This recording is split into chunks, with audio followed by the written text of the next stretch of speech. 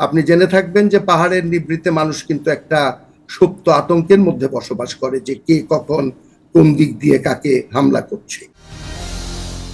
পাহাড় যত বেশি অস্থির হচ্ছে তত বেশি জাতীয় নিরাপত্তার বিষয়টিও বিঘ্নিত হচ্ছে বা হতে যাচ্ছে, এমনটাই আশঙ্কা করছেন সকলে। আপনি নিশ্চয়ই শুনতে পাচ্ছেন, আপনার মতামত অবশ্যই আপনি যুক্ত করতে চাইবেন। অধ্যাপক ডক্টর মাহফুজ পারভেজ। মেজর আমজাদ সাহেব এতক্ষণ যা বললেন তার অনেকগুলো মাত্রা এসেছে, কিন্তু আপনি যে কথাটা বারবার তোলার চেষ্টা করেছেন এবং যেটা গ্রাউন্ড রিয়েলিটি, যে সবসময় একটা আতঙ্ক, একটা নিরাপত্তাহীনতা, একটা শুধু যে ভূ রাজনৈতিক নিরাপত্তাহীনতা নয়, সাধারণ মানুষের জানমালের নিরাপত্তার একটা ঝুঁকি পার্বত্য চট্টগ্রামে সবসময় দেখা যাচ্ছে। এর কিছুদিন আগে আপনি দেখেছেন যে বান্দরবনের দিকেও এই সমস্যাটা হয়েছিল, এবার হয়েছে রাঙ্গামাটি খাগড়াছড়ির দিকে। এই ঘটনাগুলো ঘুরে ফিরে হচ্ছে কেন? এটা ঘুরে ফিরে হওয়ার তো কথা ছিল না। আপনি 1997 সালে একটি শান্তি চুক্তি করেছেন, শান্তি চুক্তির 27-28 বছর হয়ে গেছে।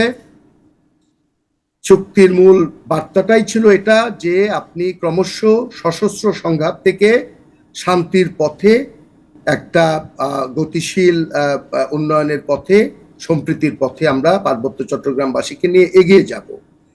কিন্তু পরবর্তীতে দেখা গেল যে তখন চুক্তিটি হয়েছিল জনসংহতি সমিতির সাথে। সেই সমিতি দুই ভাগ হলো, প্রীতি গ্রুপ হলো, ইউপিডিএফ হলো, কুকি চীন হলো, আরো 5-7টা সশস্ত্র গ্রুপ সেখানে তৈরি হলো। তাদের রাজনৈতিক বক্তব্য যেমন আছে, তাদের দ্বারা আইন শৃঙ্খলা বিঘ্নিত করা, হত্যা, পাল্টা হত্যা, চাঁদাবাজি ইত্যাদি নানা রকম ঘটনা আছে। যেটা শুধু একদিনের দাঙ্গাতে যেরকম মানুষের ভীতির চিত্রটা আপনি দেখেছেন, আপনি জেনে থাকবেন যে পাহাড়ের নিভৃতে মানুষ কিন্তু একটা সুপ্ত আতঙ্কের মধ্যে বসবাস করে, যে কে কখন কোন দিক দিয়ে কাকে হামলা করছে। তাহলে চুক্তির এত বছর পরে এই জিনিসটা কেন হলো, এর একটা ডায়াগনোসিস না করে ঐতিহাসিক বিখ্যাত কারণপত্র নিয়ে বসে আপনার এটা এভাবে হবে না। আপনি পরিষ্কার তুলনামূলক আলোচনা করেন যে পাকিস্তান সরকার যে ভুলটা পার্বত্য চট্টগ্রামের উপর করেছিল, অতীতের সরকার একই ভুল করেছে। প্রথম যে সমস্যাটা পার্বত্য চট্টগ্রামের সৃষ্টি হলো সেটা হলো কাপ্তাই বাদ দিয়ে আপনি উন্নয়নের নামে সেখানে বাদ করে পুরনো রাঙ্গামাটি শহর ডুবিয়ে দেওয়া হলো। যে বিদ্যুৎ এলো সেই বিদ্যুৎ পাহাড়ে গেল না, সেটা অন্য জায়গায় গেল। এবারও নানাভাবে রাস্তাঘাট, দালান কোঠা, উন্নয়ন বলতে এই জাতীয় কাজগুলো করা হয়েছে।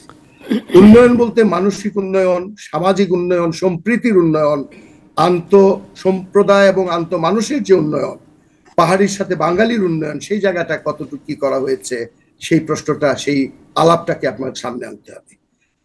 আমাদেরকে দেখতে হবে যে এই চুক্তির ফলে যে কাঠামোগত পরিবর্তন হয়েছে, সেখানে শুধুমাত্র কয়েকটা পদের সৃষ্টি হয়েছে। সেই পদগুলোতে বছরের বছর নির্বাচন হয় নাই, সেখানে বছরের পর বছর কয়েকজন এলিটকে আপনি বসিয়ে রেখেছেন। কিন্তু এলিট তো কোনো স্থবির জিনিস নয়, সেখানে কাউন্টার এলিট আছে। 27 বছরের যে ছেলেটি 5 বছর বয়স ছিল, সে এখন 30 বছর, সে একটা অংশ চায়। আমরা কি পাহাড়ি বলতে সেখানে শুধুমাত্র চাকমা, মারমা, ত্রিপুরা বুঝি না? 13টা গ্রুপ আছে, সবাইকে বুঝি। সবাইকে এখানে ইকুয়াল ডিস্ট্রিবিউশনের মাধ্যমে তাদের অংশগ্রহণ, তাদের উন্নয়নের হিস্সা পেয়েছে। তাদের সকলের দাবি দাওয়ার প্রতি কি আমরা সমভাবে দৃষ্টিপাত করেছি কিনা? আমরা বলতে রাষ্ট্রযন্ত্র এবং যারা চুক্তিকে বাস্তবায়ন করার দায়িত্বে ছিল তারা সেটা করেছেন কিনা? না করে থাকলে সেই ক্ষোভ, যদি ক্ষোভ থেকে সংঘাত, সংঘাত থেকে সংঘর্ষ, এই বিষয়গুলো ক্রমক্রম হচ্ছে। পাশাপাশি সেখানে আপনি লক্ষ্য করবেন যে জনমিতিতে, জনসংখ্যাতে বাঙালি একটা সংখ্যা দাঁড়িয়ে গেছে। তারা বলছে যে চুক্তিতে আমাদের অংশগ্রহণের সুযোগ রাখা হয়নি, আমরা সেখানে সেকেন্ড ক্লাস সিটিজেন হয়ে যাচ্ছি। তাহলে এই নাগরিকত্বের প্রশ্নে আবার কে বলছে যে আমি আগে এসেছি, উনি পরে আসছে?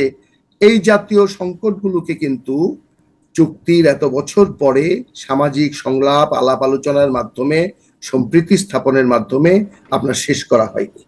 কাঠামোগত, বস্তুগত, অবকাঠামোগত উন্নয়ন যেগুলো হয়েছে সেগুলোর কাহিনী আপনাদের জানা। এর একটা সেট বেনিফিশিয়ারি আছে, একদল ঠিকাদার সেটার বেনিফিট পাবে, এটাতে যারা চাকরি পাবে তারা বেনিফিট পাবে। কিন্তু মাস স্কেল জনগণের উন্নয়নের ক্ষেত্রে কতটুকু কি করা হয়েছে সেই ইন্টারভেনশনটা স্টাডি করা হয়নি, যে কারণে আপনি চট করে আপনি আপনি আপনি হঠাৎ করে একটা ছেলেকে পিটিয়ে মারলো, আবার ধাউ ধাউ করে একটা সাম্প্রদায়িক দাঙ্গা, গোষ্ঠীগত দাঙ্গা হয়ে যাচ্ছে কেন?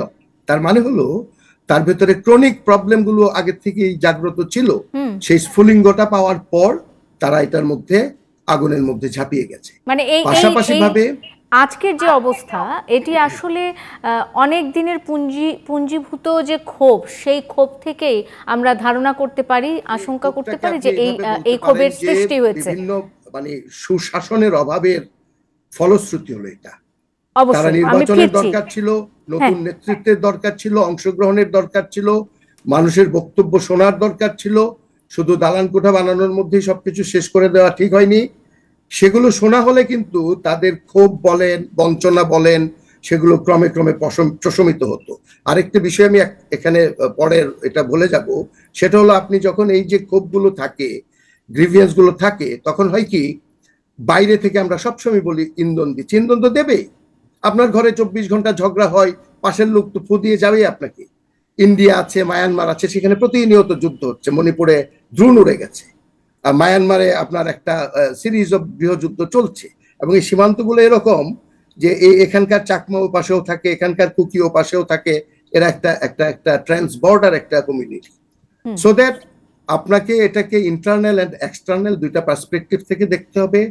পলিটিক্যাল পার্সপেক্টিভ থেকে যে নেতৃত্ব আছে তারা ক্ষমতা আঁকড়ে বসে আছে, তারা নতুন নেতৃত্বকে আসতে দিচ্ছে না, সেই নতুন নেতৃত্বকে আসার রাস্তা করতে হবে, সেটা নির্বাচনের মাধ্যমে হওয়া উচিত।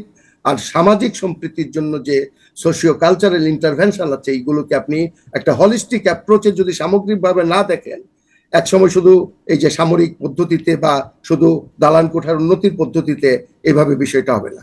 আমরা মনে করি বাংলাদেশের ভূ রাজনীতির জন্য ওখানে 7 সিস্টার, মিয়ানমার, কাছেই বঙ্গোপসাগর, যাকে পাড়ি দিয়ে একটু দূরে ইন্দো প্যাসিফিক আছে, এটা ভূ রাজনৈতিক দিক থেকে বাংলাদেশের অত্যন্ত সেন্সিটিভ একটি জায়গা, নিরাপত্তার জন্য অত্যন্ত স্পর্শকাতর বিষয়। এটাকে অন্য আর 5টা জেলা উপজেলার মতো না দেখে জাতীয় নিরাপত্তা নীতি এবং আর্থ সামাজিক রাজনৈতিক কৌশলগত বিষয়ের আলোকে একটা সিরিয়াসলি এই বিষয়গুলোকে অ্যাড্রেস করা দরকার। তা নাহলে এরকম সমস্যা দুদিন পর পর আবারও হতে পারে। অবশ্যই।